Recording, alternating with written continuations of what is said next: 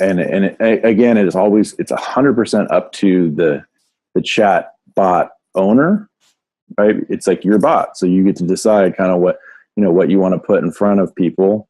The questions that we always get are, how much money will I make? How hard is it to implement? And will it piss my users off? Welcome to the Chatbot Podcast, the place where we talk about bots, artificial intelligence, smart automation, and messenger marketing. We value our time and enjoy when technology makes our lives easier. And now your host, Balint Pataki. Hello everyone, this is episode number 13 and it's time to make some cash. Today's guest is Ryan from Cashbot.ai, which is a tool helping you monetize your chatbot. With the recent changes of pricing in chat fuel and the maturing of the industry, I think this episode is really interesting for many of you. Without further ado, please welcome to the show, Ryan Begley. Hi Ryan, thank you for accepting my invitation and making time for this interview. Can you please quickly introduce yourself for the listeners who don't know you yet? I know you have a background in product management in IBM, and you had some history with sales management for Oracle. Just fascinating how you made it into this bot space and what was the build up for that? Yeah, absolutely. Great to meet you as well. My name is Ryan Begley. I'm a co-founder of Cashbot.ai. My background, let's see, I'm getting so old. I feel like it's starting to fade away a little bit in my memory. About 14 years in enterprise software. I started my career in sales at Oracle, working both in San Francisco and New York. I transitioned from there into a couple of startups in the enterprise app space. This is sort of right when SaaS as a consumption model was beginning to take off, and then spent approximately 6 years at IBM doing product across a number of different business units. Most recently, the Watson IoT and IBM Watson business units. And this is where you gathered your first bot experience, or how does it come into play? So right around I think the first bot experience, bots have been around for so long, right? But for me, working with bots and customers and beginning to do automated freeform text really started in 2014. And this is when I think the notion of Internet of Things began to take off. And I began to work with a number of consumer electronics, appliance manufacturers that were really interested in automating customer support, putting some of that support into mobile apps that would control a connected device or connected machine. And what I thought was really sort of fascinating was this notion of a company that had been manufactured washing machines or refrigerators for the last 60 years, but never really had a relationship with their customer, their real customer, the people that purchased those machines and had them in their house and so forth. This is the first time that they ever had an opportunity to actually engage with them and form a relationship. And really the only way to do that at scale was with some sort of automated freeform text, which is effectively the beginnings of much more complex chatbots. And that's really where I started I first started working with them. And what ended up actually happening was, over the next 3-4 years, I worked on a number of chatbot projects with multiple different clients and across multiple different business units, and effectively got to a point where we were working on and developing chatbots that were scaling up to multiple millions of daily unique users. And I think that's a lot of that's kind of where I began. I think we began to really start to identify some of the big holes and the big gaps in the ecosystem, and which is kind of how I think Cashbot started to form. Mm-hmm. So what were these issues that you saw then? Yeah. So think 2 years ago, the observation was made by the, myself and some of the folks on the team and so on, that there was no real off the shelf way to build a business. If you think about chatbots or conversation as a UX, you have, and you look at it through the lens of desktop and mobile, you have very off the shelf standardized methodologies and tools and platforms to make money. So if I build an application that's served over the web, or I build a mobile app, I can plug in these platforms and begin to monetize users or traffic or engagement, or there's a million and one different tools and platforms and so forth. But there was nothing equivalent for chat or messaging. And when you become familiar with chat and messaging, and you begin to really sort of look at the data sets that you have, and you start to realize just how engaged users can be and often are, it becomes completely it's not appropriate to use some of these older platforms, legacy platforms that you would use for mobile or for desktop in a chatbot. So just the very notion of like ads, for instance, is different when you talk about chatbots. And so I think what we started to realize at some point was that this is a big hole, and people are building these incredible experiences and scaling their users way up to millions and millions and millions, but yet there's no real easy way for them to make money. And that was, I think, probably, for us at least, the big observation and the big sort of realization that, wait, there's a big hole here in the marketplace. And until that's fixed, I think our hypothesis has always been that you won't see the incredible innovation that you have, because people aren't going to take as much risk. And you won't see the five guys in a dorm room in college working night and day on some sort of chat or conversational experience, because there's no easy way to monetize. And once that's there, I think, we're going to see incredible innovation in the space. Okay, so what you're saying is that there's less incentive for creators to build chatbots because of the lack of monetization, compared to, for example, the last trend, which were like the mobile apps, where people jumped on and developed all the apps that you could imagine. Yeah, 100%. There's the incentive structure and the incentives. The incentive systems are not there today, are not put in place, and that's really one of the main problem that we're solving for is that. And I think if you look back and kind of, if it's, you have to kind of remember kind of how it all happened. But when the iPhone came out, mobile apps began to emerge. But really, the first couple waves of mobile apps were all backed by big corporations, and they were really kind of mirror images of the websites that they already had in production, because that's all anyone really knew what to do with the mobile app at the time. And so there was minimal creativity, minimal innovation. And it was all sort of enterprise focused. And then when companies like AdMob began to emerge, and suddenly it became pretty easy for you to just create something amazing and then stick in a hook from AdMob, and you would have some ads that would display, and you could make money. Once that started to happen, you started to see things like Words with Friends, Draw Something, and even like companies like a Snapchat today, right? That wouldn't exist if there wasn't a viable, demonstratable business model that's been set up where you can monetize users and engagement and so on. And those risks that people took, just like you were saying, are only going to really come when the incentive structure is there. And so again, that's really what we're trying to do at Cashbot, is just make it easy for people to make money.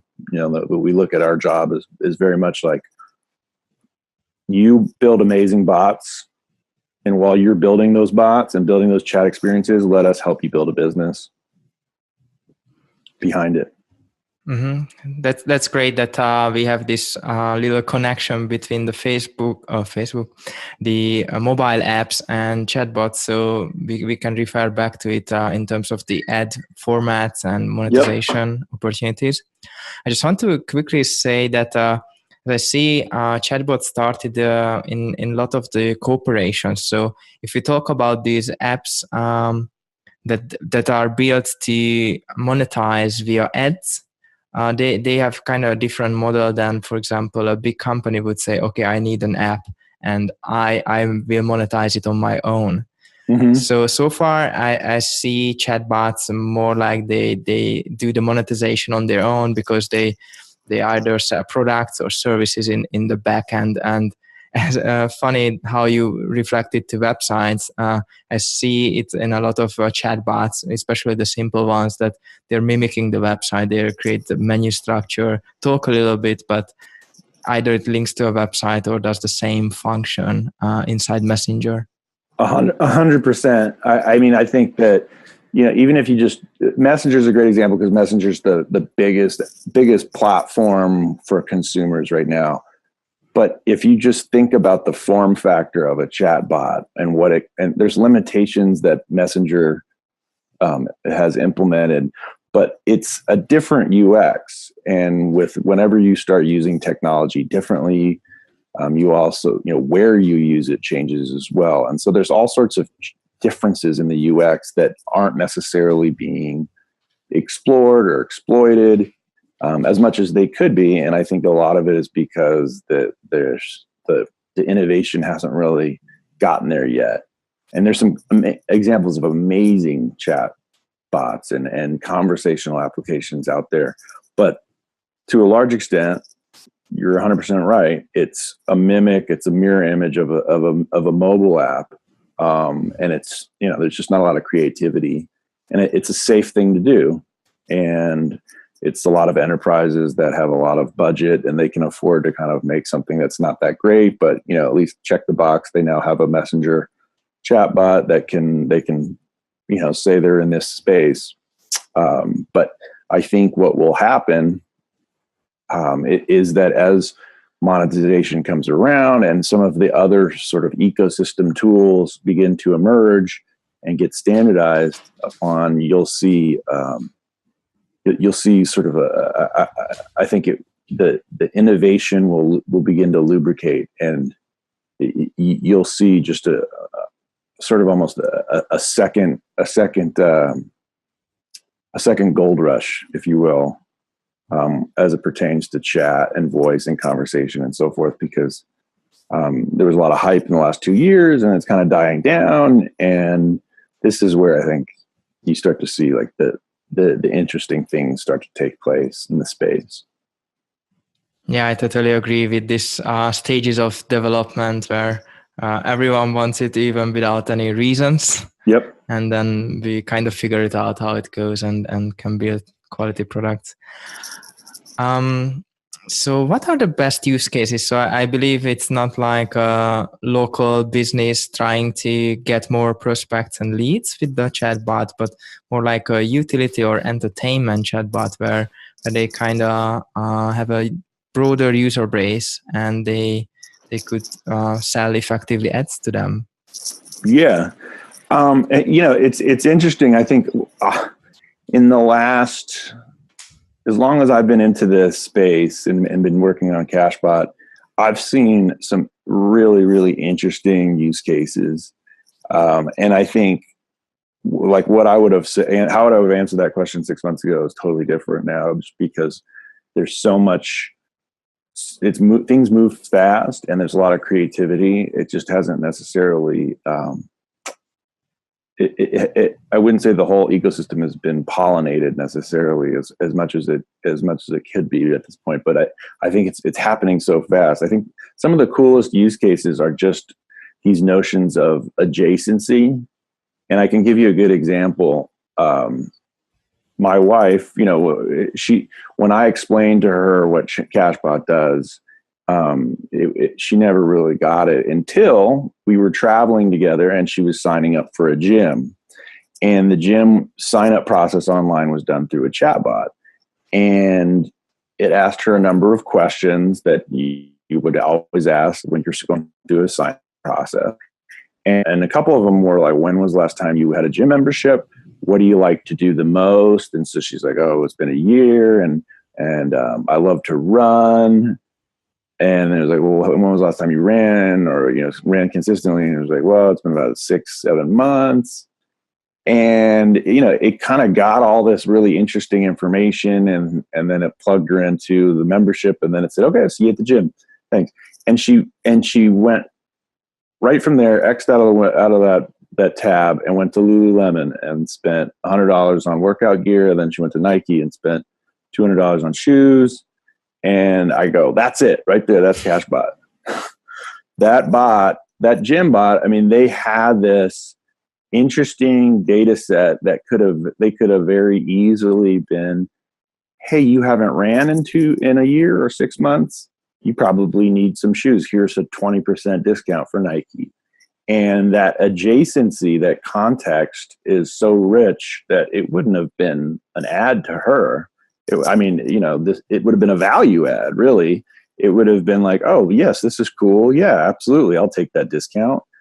And those are some of the use cases I think that are the most interesting. It's not necessarily the straightforward, I have a weather bot, let me sell you umbrellas. It's more like, I have a weather bot, and when you search for a location that's not where you are right now, and it's going to rain, let's offer you an umbrella, because then you're not going to be necessarily by your house. Maybe that umbrella is something that you actually would need.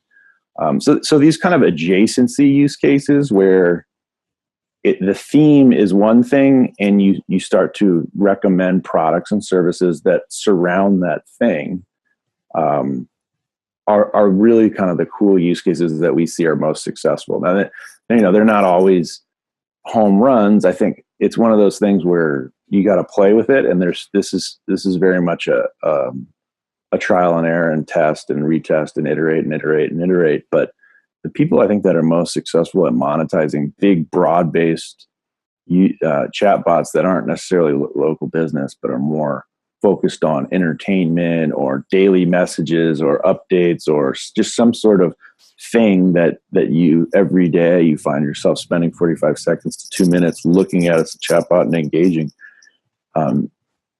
The ones that are able to kind of create in a very creative way, promote something as part of that experience, people love that. People absolutely love it.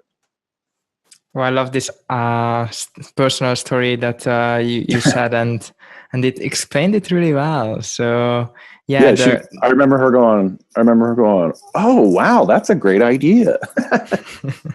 That was a good compliment after, I don't know, like 1 year in the business. I'm like, thanks. I'm like, oh, thanks. I think so too. Yeah. So what's really important here is that you have a relevant information, and you have a good timing as well, and then you can hook up with some third-party discounts or different brands that they can actually leave some money there, right? Yeah, absolutely. And I'll tell you, I'll expand on this one bit, because another thing that I think we've learned in the last, while we've been in this space is that there's context. There's places where context is expected from a user, and there's also places where context is not expected, and it's totally okay to be completely out of context. And those are actually the places where everyone that is ever doing a chatbot ever should be implementing some form of monetization, because you have permission to do so. And that's, I'll tell you, the top three are in the persistent menu with Messenger. That's just it's persistent, right? There's no context there. So everyone should put like a surprise me button. And people, I'll tell you what, everyone loves pressing a button that says surprise me. People will press it 100 times in a day. Just keep pressing it. And those should be methods to monetize, because it's not going to be offensive to anyone if they press a button like that. That's kind of them being curious and just wanting to see what's going to happen. Another really good idea that we've observed and worked with some of our users and customers with is when someone unsubscribes. If you unsubscribe from a chatbot, you've unsubscribed. Why not show them something that could potentially generate revenue for you? And it does. You've been unsubscribed. So hey, you're unsubscribed. Sorry to see you go. Let me know if you'd like to subscribe. Oh, here's a coupon, and people click. So that's and it doesn't offend anyone. They're already gone. Why not try and use and monetize user churn? Because you've already lost that customer, that user. And then like follow-ups on broadcasts, based on what people do when you broadcast, you can follow it up quite quickly an hour later with some sort of offer of some sort. And those tend to have incredibly high click-through and sort of subsequent action rates. I love both ideas. And also regarding the broadcasts, I want to touch upon Facebook's promotional rules, because if you say, okay, we do promotion on Facebook bots and sell ads effectively, there are some limitations by the Facebook platform. So this is called the 24-hour rule. Yep. And basically, you suggest they use the buttons, or when you send out a broadcast, they have a follow-up message regarding their engagement, right? Right. I think it's one non-relevant, or every 24 hours you can only send one message that hasn't been provoked in some way. And that's if someone has subscribed in some way. So I think some of the best use cases to work within those guidelines are to ask questions. So a broadcast that doesn't necessarily tell you something but asks you something is something that's just, the evidence is quite clear that people will engage with a question much more than a statement. And when people engage, then you've just gotten permission to say something else. And people love answering questions with chatbots. I mean, this is I think fairly. If you've worked in this space for any amount of time, I think you'll probably observe that a question is always a great way to engage, because it's just fun. People for some reason really enjoy sharing with chatbots when questions are asked. And so when you send out broadcasts, think about ways to frame that information in the context of a question as opposed to a statement, and that will typically promote some sort of follow-on activity. And once that activity or action is taken, you have now permission to say something else. And it's really, I think those are like the engaging experiences, are the ones where every day you're getting some message, and that message, it's just a little snippet of your day, but 45 seconds every day you're answering a trivia question, or you're saying what your mood's like, or what you ate, or just sharing a little bit of information, and it becomes very repetitive and habit forming. And those are, I think, are the chat experience and apps and so forth that have the most success by far, the ones that become part of your day. Yeah, and definitely you have a lot more opportunities to monetize. So it's not like the one big broadcast where you have to make sales. Right. It's more like a constant interaction, and okay, let's see if that works. Oh, maybe that one. 100%. All right. So what are the things that you can monetize with Cashbot? So you have some sort of inventory where people can pick up their products, or how does this work?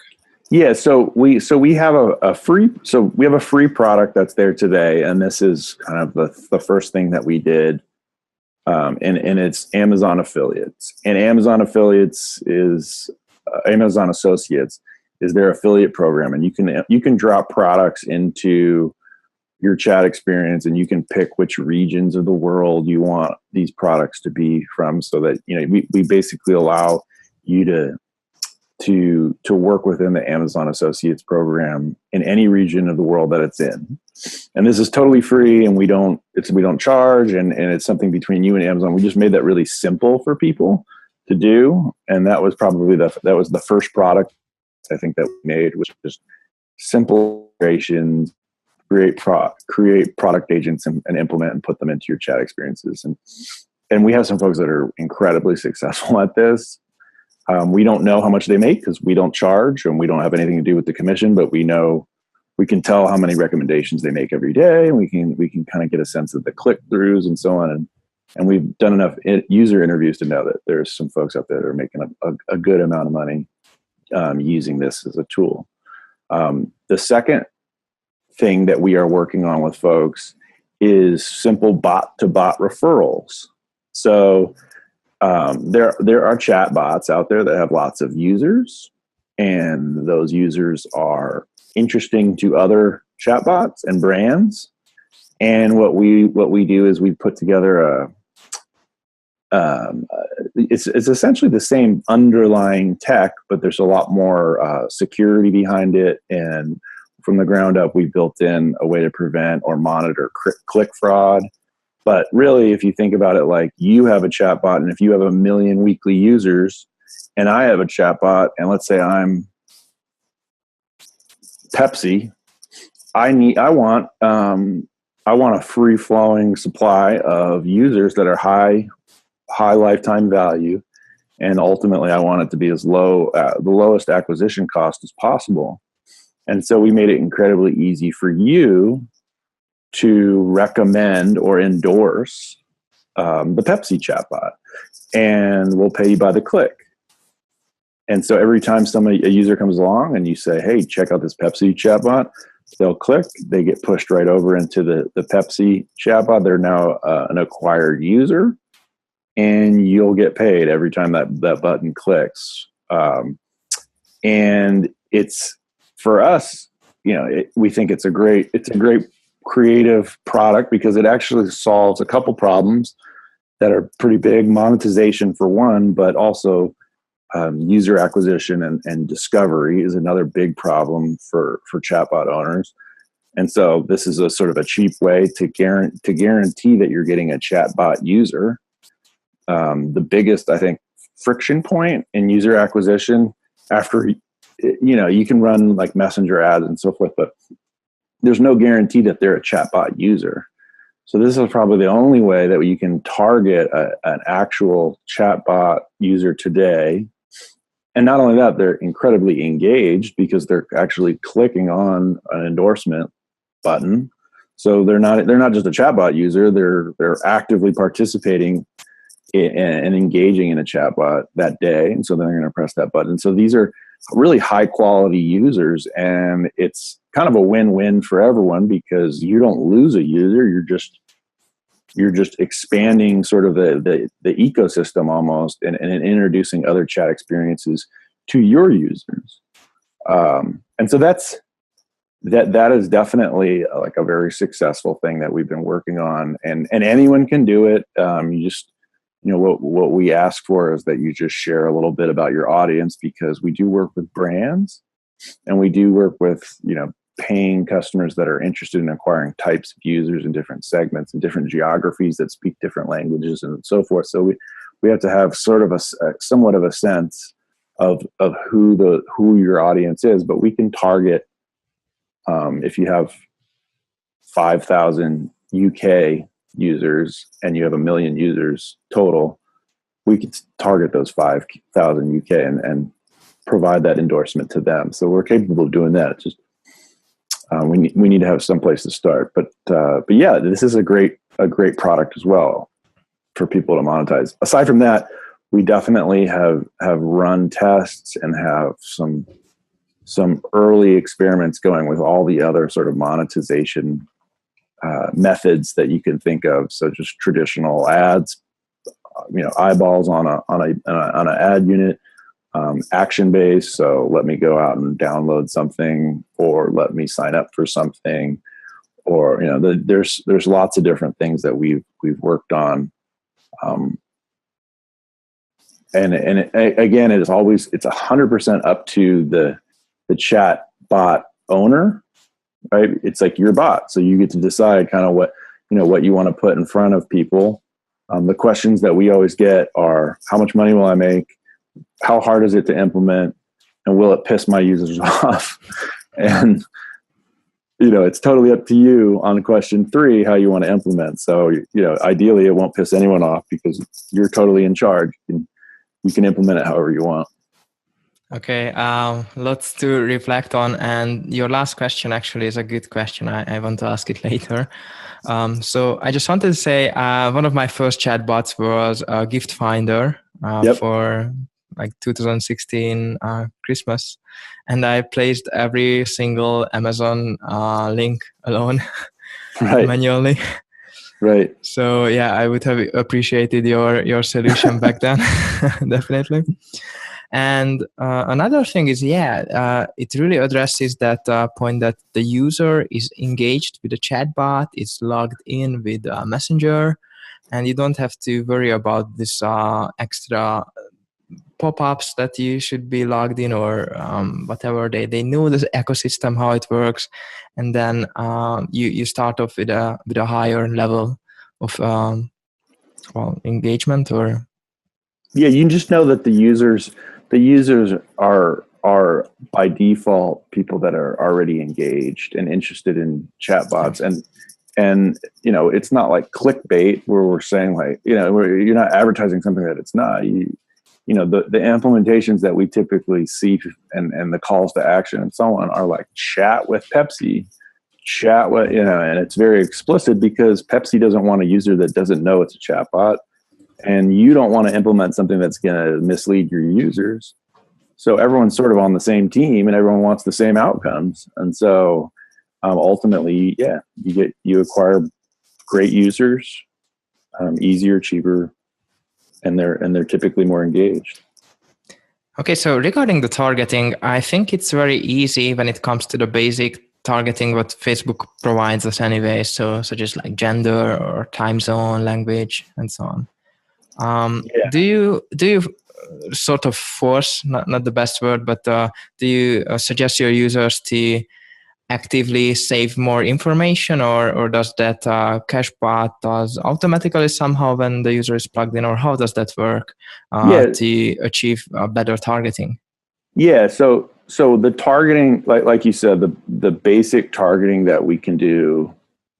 Well, I'll start by saying that while Facebook and other platforms do provide sort of a basic entry-level package of user data. And it's typically, with Facebook, it's going to be like an ID, first name, last name, gender, time zone, and locale, I think are the kind of the basics. That alone is really all we need just to be able to target and do. And it's gender, age, and region are kind of the big 3 things that people care about when they target. And we can make some inferences just based on first name, last name, and time zone, and so forth. What we do, I think that's helpful, is that you don't need to target. So you have a chatbot and you implement this in the persistent menu, for instance. We'll fill it with the appropriate units based on whatever parameters we have set up, and you don't have to really do anything. So you would just, for instance, if you have you build a chatbot from scratch and it's some sort of Python based platform that you built from the ground up, it's just a post endpoint that you would implement somewhere or in the persistent menu in this case. So a user interacts with that endpoint somehow, and it's just going to post the basic user attributes, and then it's going to respond with some sort of unit that's appropriate. And we do that actually even for Amazon. So with Amazon, if you have a bot and you have global users, you can't necessarily show a television that can be sold in India and the UK and the USA across the world, you have to kind of pick a locale of the program that you're in. So ultimately, if there's no intelligence behind it, what would be happening is you'd just be showing a TV to people in India and the same TV to someone in the UK. And if someone buys it, if it's not registered in the right locale, you're not going to get any sort of commission. So we're already doing that in the background and showing televisions that are appropriate for the locale of the user. And you don't even have to do anything for us to do that. So even the free product, we're doing targeting where a television is only going to get showed to the user if they're in a locale that is compliant with their policies. To answer your question, do we encourage users to get more information? I mean, I think it's helpful, and we can set up some of those custom experiences if we do have that. And we definitely are working with some folks that have a richer data set. And I'll give you a good example. Like a chatbot that has that is sort of an event planner or event reminder. A bachelor party. They'll track how many bachelor parties are happening this weekend, and those people will get a specialized sort of offer or unit based on that bachelor party, or bachelorette party, or a birthday party, or an anniversary. So these are sort of contextual things that we're starting to get into and have been getting into over the past 4 or 5 months. But in general, there's enough interest in this space, and I think there's enough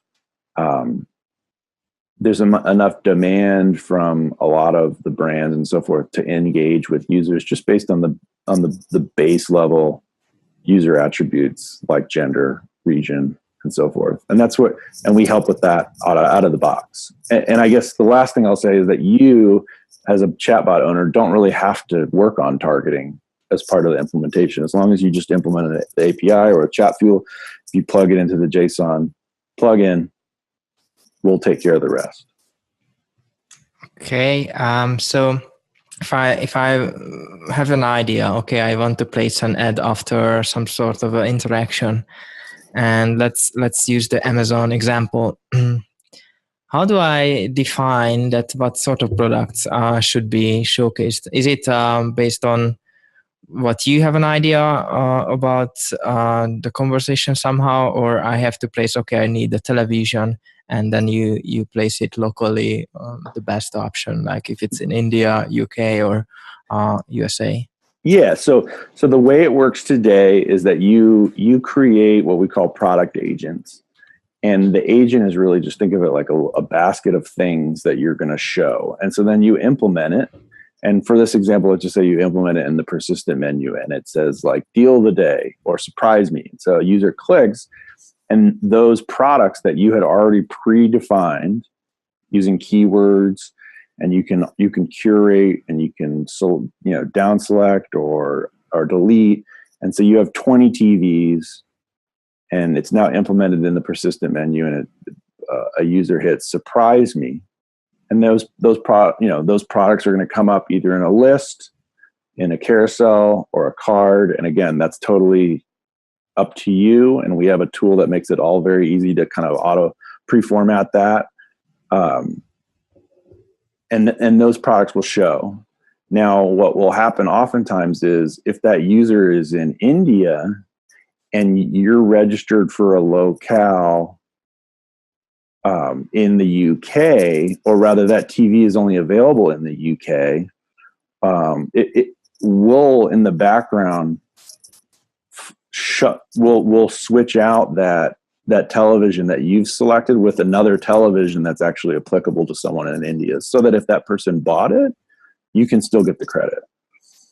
And that's kind of the thing. That's kind of the interesting thing that we're doing in the background already is helping people, just making sure that the television or the product is available in the place that the user is. And that's, if you have a successful chatbot, you probably have 25 countries that your users are in. There's no way that you can set up a chatbot that shows products that are available in all those countries. So we're already doing that we're doing it as much as we can. Some countries, Amazon just isn't available, but anywhere it is available, we're going to always show like a television, for instance, that's available to purchase and something that you would get credit for if that person bought, and you would get the commission and so on. Oh, that's really exciting. So you dynamically load the URLs and the images into cards and lists, right? Absolutely. No, well, so you select if it's a list or a carousel, and you can create a custom call to action. It's all very pre-formatted in our tool, and then it will populate into Messenger or any other platform that you're working on. Love it. How about web views? Did you think about it, or is it better this way? What do you mean, like web views when they would open inside the Messenger, and they would have more opportunity to have for a better design, for example, choosing options already in the web view or scrolling and so on. So what you typically are not limited to the Messenger's platform's limitations. Yeah, well, I guess if you're asking, can the end user of the chatbot themselves get into a web view, or are you talking about would our endorsements or units display in a web view? Yes, so the second one. So yeah, absolutely. We have people that are using just that have chatbots that are displayed on mobile web, mobile apps. iOS and Android. We have customers that are using or promoting things on Telegram, no question, Kick, Line. I'm probably forgetting a couple right now, but yeah, and then outside, SMS as well, and then so WebView. I mean, how it manifests itself is completely at your discretion. We're compatible across multiple different messaging apps, and then also just the UI can be anything you really want. Okay. I love that you mentioned Chatfuel integration. I saw that you make it really easy for people to plug it in with a Cashbot. And we know that Chatfuel had some limitations on their free plan. So is there any cool story now that people try to implement with Chatfuel? Or did you notice actually a number of increase about these recent changes? With the paid the paid plan changes that happened, yeah. I think what's interesting to me about that is that it really demonstrates, I think, how in need of monetization tools there are in the marketplace, because you had folks that had built up these big, highly engaged audiences for free, and then suddenly when you had to pay the bills, it became very difficult. And I mean, there was it was a very interesting thing, I think, to witness, because it definitely validated, I think, our view that this is a problem space that needs to be solved. And definitely, I think, if anything, what we saw was that a lot of the folks that we were working with, monetization became a very serious topic for them, because they could no longer exist without having a strategy figured out. I think we also witnessed a drop off to a certain extent, because there were a lot of folks that suddenly just didn't have their bots anymore. I think some of the more successful folks had kind of thought of this in advance, and had kind of built those experiences in it. And because one thing I think about chatbots that people don't realize is that it's not like a light switch where you can just start making money immediately. You have to sort of play around with it and find out what works in your experience in your chatbot. and then iterate and begin to kind of build upon things that are successful. And everyone has a different audience. Everyone has a different audience. Everyone has a different experience. And so what works for some folks doesn't necessarily work for others. I think one of the things for me and for us at Cashbot, what we're really trying to do is just help educate what works and document it, and without giving away everyone's secrets, because there are folks that don't want to share because they're doing well and they don't want other people to try and do the same thing. But for the most part, we, just kind of practices and share that, and share kind of what we learned over the last 2 years. Yeah, thank you for that, pointing it out. And also, I want to go into a slightly different topic. So we mostly concentrate on messenger bots, but I'm really excited about voice and voice interfaces and how voice applications will be monetized. So what is your take on that? Yeah.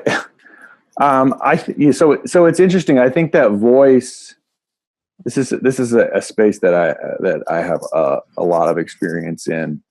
And it's interesting. I think it's, to go back to the mobile app analogy, I think, and the desktop and chat, kind of the hype cycle. I think with voice, despite the penetration that you see from Alexa and Google, and you have Cortana, and you have just a number of other manufacturers that are now implementing Alexa and Google into their experiences, and it's definitely like, it's definitely like the next the next frontier. I don't know that the space, our observations, I think, is that the space hasn't matured to the point where monetization is implicitly required. I think it's going to be there probably in a year or so. I think that the ecosystem services are just beginning to emerge, and you've had some companies that have bowed out, and you had some great companies that make it really easy to create. And I think probably in the next 12 months, you're going to start to see some of the ecosystem services emerge and become standardized, and things like monetization are going to happen. I think if without giving away too much, I think it's going to turn out very similar to the way that podcasts are. How do you monetize a podcast? Ultimately, like, you have a podcast, and you probably, if you want to monetize, you're probably going to sell ads. And how do you reach that people how do you get into a network where people can find you and present you with ads that you can verbally dictate to your audience? I think a lot of that's going to be very similar to the way voice is, because the innovation and the scale comes from the long tail. It comes from the big developer community that's out there, the people that want to experiment. And those are the people that need to get paid, like yourself with podcasts.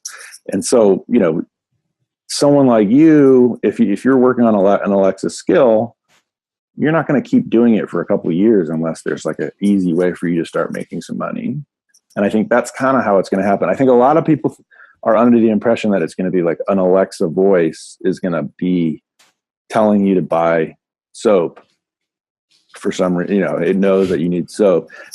I think it's going to be a lot less intelligent and a lot more manual, but it's going to have the look and feel very similar, I think, to radio ads or podcast endorsements, where a brand, if a brand will find you, and you will endorse their products. Yeah, that makes totally sense. And that way the app creators have also a greater control over what's coming out. The ecosystem is fueled by people like yourself, very much so. The people that are out there doing things and aren't necessarily working with big companies out of the box, or maybe, it's and those are the people that need to have an easy way to make money to keep it, to stay invested. Yeah. And I think that could be a whole another episode with all Absolutely. the Google search and then voice and monetization there, and Alexa recommendations, or how you can rank your product over there. I want to ask if you can share us with some numbers, like how many bots are there that you work with, or is there any sort of like click numbers you could share with us just a little bit to have a better grasp Yeah, of sure. Cashbot? So, I mean, we work with several hundred active bots that are making anywhere between 10 endorsements or recommendations a day to 10,000 a day, and that's across the free products and the paid products. The click-through rates are very determined by the sophistication and the quality of the implementation itself. We work with people that have click-through rates that are 60% and above, but those are folks that won't give you an endorsement until you've almost asked for it. Now there's also folks that just blast out stuff constantly, and they don't really they're not as concerned with click-throughs, and so it kind of ranges up and down, and it really is dependent upon the implementation. I will say that I think that the UX and just the experience of messaging and chat is at this point a much more inviting experience, and people tend to have the click-through rates, I think, are typically higher just in general. But that's not anything I think that we're doing at Cashbot. It's really up to the developer and how they're able to implement. But certainly our targeting helps. We make on the order of anywhere between 400 to 1 million plus endorsements a month. And we pay out approximately $10,000 to $12,000 every couple of weeks to developers that are part of our paid, sponsored program, as opposed to the free product with Amazon. We don't know how much people make through that because we don't have anything to do with it. It's completely up to them, and it's between them and Amazon. And I'll say that the most money we've ever paid out is $5,000 for a weekend for 2 days of work on a developer who implemented a paid product, and they got so many clicks that they got paid $5,000 for 2 days. Thank you. That sounds amazing. And I bet you would love to know more about the Amazon numbers, right? Just how you build the business. Absolutely. I mean, I think it's sort of one of those things where I think it's almost too complicated for us to even get involved in that, and also it's a great free service, and it's not that big of a deal for us to be able to make it very simple to use. And but yeah, you're right that I would love to be able to know more about that. So it's something that I guess that user interviews are the only way we can go about getting that information. Yeah, probably. By the way, I would love to have if you can recommend someone who uses Cashbot. I would love to make another interview with their experience. So if you have someone who had a really good implementation, like you talk about like how they can properly ask and have 60% of click-through rate for the ad itself. Sure. I would love to hear that. Yeah. Yeah, Deborah K is a great example of someone. Debbie, if you know her in Singapore, she's run some campaigns, and she's like the wizard, the best. She had incredible click-through rates, and she knows what she's doing. And let's see, the bot is Emoji Bot, or yeah, she has Emoji Bot. I heard about it. Emoji Bot and Gift Bot, and she ran a campaign for us that was out of, I think it's probably still there, and it's out of sight. It's really impressive what she was able to do in terms of the KPIs. Okay, thank you. I will ask her on podcast. Yeah. A quick question about the future of Cashbot. So you have this free model with Amazon. You have the paid model, which is kind of getting traction now with recommending bots. What's coming up in the next 1-2 years? Yeah, so in the next 6 months, we're going to be rolling out a totally new interface that makes it much easier to A, load up your Amazon products.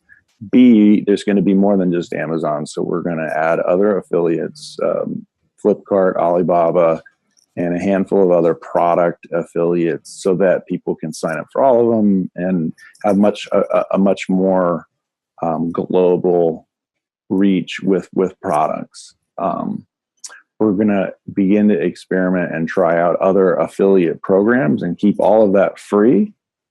And that is really just to sort of build out the user base and make it more of a like I can't do without this tool. On the paid side, the things that we control end to end, we're going to continue to do bot recommendations, bot referrals, bot endorsements, to drive traffic between various bots. And we're definitely going to begin to start to experiment with much more sophisticated types of units themselves, as opposed to one card, maybe 5 to 10 cards, or some of the things that we're working on with some of the brands. So imagine like an endorsement popping up in your chatbot for Pepsi, but instead of 1 card or 3, a 10 card carousel that incents you to scroll to the right. So just getting a lot more creative with the UX itself is something that you're going to start seeing a lot more from us. And that's, I think, where we're really excited, is just being able to implement things that people were like, wow, that's exciting. Wow, I've never seen anything like that. Gifts and so on. We're working on some pretty cool things with some of the brands. And just a much more, I think in general, a much more complete UI UX. So for the developers out there, the ability, to go in and get a much more granular view into how much money you're making, how much money you're expected to make. I think ultimately what our goal is in the next 3 to 4 months to be able to just provide you with a consistent view into how much money you're going to make, so that you don't really even have to think about it as much. And you just know, all right, I'm going to make $400 a month by putting this there. And I don't have to worry about it anymore. Cashbot's just going to pay me $400 every month. And that's going to be that. And then we'll begin to start introducing ways to make a little bit more over time. But that's really what we want to do, is try and become a very consistent source of revenue for people. Oh, I bet this how much you're going to make visual representation is going to be a success for your business as well. Yeah, you can go to our website right now, actually, and just enter in some basic parameters about your bot and get a quick estimate of how much money we think you can make. So sounds good. Sounds amazing. Well, Ryan, thank you very much for your time. If there's any secret knowledge you still want to share with us, that's the time now. Otherwise, I just thank you, and we'll see how Cashbot develops in the future. Yeah, I would just encourage, thank you very much for the chance to chat, and I enjoyed it quite a bit. And for the folks that are listening, definitely visit our site and get in contact with us if there's some things that you need, or things you want, or things that you have questions about. We're all very available and are very much interested in helping everyone build a business. Thank you very much. And the links will be in the show notes. So Cashbot.ai. Awesome. Yeah. Thank you, Ryan. Thanks. All right. I'm pretty excited about the opportunities that Cashbot.ai brings to us. As always, you can find the show notes at chatbottutorial.com/podcast. If you have any questions that you want me or my guest to answer on future episodes, just visit chatbottutorial.com/ask. Until the next episode. Thanks for joining the Chatbot Podcast. If you enjoyed the show, don't forget to rate us on iTunes and share it with others.